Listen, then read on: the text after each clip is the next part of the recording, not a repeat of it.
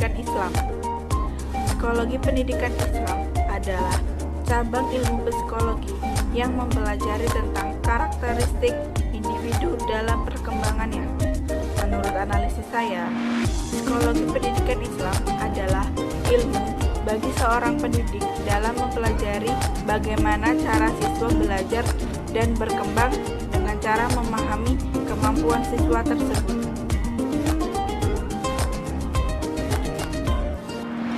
Nomor 2. Apa yang harus dilakukan guru untuk mengembangkan kognitif peserta didik? Kognitif adalah keterampilan cara berpikir anak. Cara mengembangkannya, belajar sambil bermain. Contohnya, untuk anak TK atau murid TK bisa diberikan permainan teka-teki, dapat berupa puzzle. Selanjutnya, membacakan cerita. Bacakanlah cerita yang mengandung pesan moral. Selanjutnya, melatih tanggung jawab, dapat berupa memberikan pekerjaan rumah agar ia diselesaikan di rumah. Yang selanjutnya yaitu memberikan materi. Berikanlah materi pada saat pembelajaran. Yang selanjutnya evaluasi. Setelah pemberian materi, lakukanlah evaluasi. Yang selanjutnya kuis. Lakukanlah kuis atau berikanlah kuis pada saat di sela-sela pembelajaran atau pada saat akan pulang dari pembelajaran atau berakhirnya pembelajaran. Yang terakhir yaitu motivasi. Berikanlah motivasi kepada peserta didik agar mereka lebih semangat dalam belajar. Nomor 3. Mengapa psikologi pendidikan amat penting dalam dunia pendidikan? Tujuan mempelajari ilmu psikologi adalah untuk memahami dan meningkatkan proses belajar dan mengajar. Jadi, dengan adanya psikologi pendidikan, seorang guru dapat memahami kepribadian dan cara belajar seorang siswa, sehingga dalam penyampaian materi dapat mudah dipahami oleh siswa dan dapat meningkatkan proses belajar mengajar.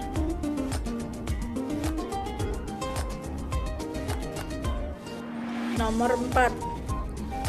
Apa yang dimaksud kepribadian ekstrovert dan introvert menurut Paul Henry Musen? Yang pertama, kepribadian ekstrovert, yaitu kecenderungan seorang anak mengarahkan perhatiannya keluar dirinya, sehingga segala sikap dan keputusan yang diambilnya adalah berdasarkan pengalaman orang lain. Analisis saya, kepribadian ekstrovert adalah kepribadian yang lebih suka mengungkapkan perasaannya, dan apapun yang dilakukannya itu bergantung kepada lingkungan terhadap lingkungan dia berada. Contohnya, dia lebih suka bercerita daripada mendengarkan, sehingga dia mudah bergaul.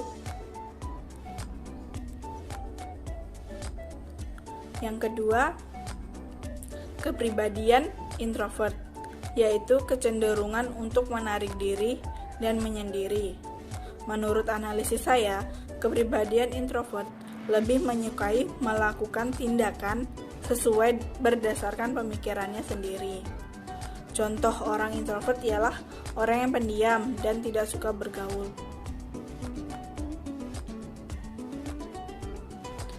Nomor 5. Apa saja faktor-faktor yang mempengaruhi kematangan peserta didik? Yang pertama, faktor orientasi pada tugas, yaitu mendahulukan kepentingan bersama atau tugas bersama, karena timbulnya rasa tanggung jawab. Yang kedua, faktor orientasi pada ego, yaitu dapat memilih kepentingan pribadi untuk melakukan adaptasi terhadap lingkungan. Yang ketiga, faktor fisik. Kondisi fisik yang baik dapat membuat seseorang mudah beradaptasi. Selanjutnya yaitu faktor kepribadian. Setiap orang memiliki kepribadian atau sifat yang berbeda, dan hal tersebutlah yang menjadi penentu kematangan seseorang tersebut. Yang kelima yaitu proses belajar, yaitu mampu menyelesaikan proses belajar atau sedang dalam tahap proses pembelajaran. Yang keenam, lingkungan. Lingkungan merupakan faktor yang mempengaruhi kematangan seseorang. Dengan adanya lingkungan yang baik atau tidaknya, itu mempengaruhi faktor kematangan. Yang ketujuh, faktor agama dan budaya. Dengan memahami agama dan budaya yang baik, hal tersebut akan mempengaruhi kematangan seseorang tersebut. Yang kedelapan yaitu usia. Usia seringkali dijadikan tolak ukur orang tersebut telah memiliki kekuatan dan cara berpikir atau belum, sehingga orang tersebut telah dinilai sudah matang atau belum. Yang kesembilan, psikologi pendidikan. Orang yang memiliki psikologi pendidikan akan lebih mudah untuk memberikan pembelajaran kepada orang lain, sehingga orang tersebut sudah dikatakan memiliki kematangan. Yang ke-10, pekerjaan. Jika seseorang memiliki pekerjaan yang baik, maka ia akan mudah dalam melakukan hal-hal seperti pengembangan pada dirinya, pengembangan yang bermanfaat. Yang ke-11, faktor pengalaman.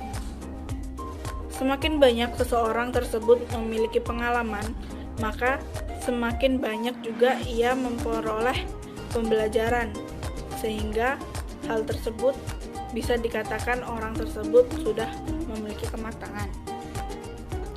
Yang 12 yaitu supresi, yaitu orang tersebut dapat dengan sadar menghindari terlalu memikirkan suatu masalah.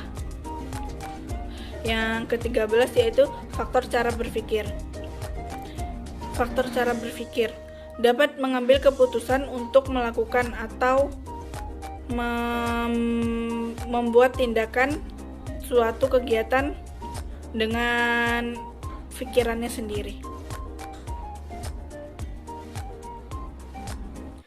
Motivasi dari saya, ingat, waktu itu bergerak lambat, namun waktu berlalu dengan cepat. Terima kasih.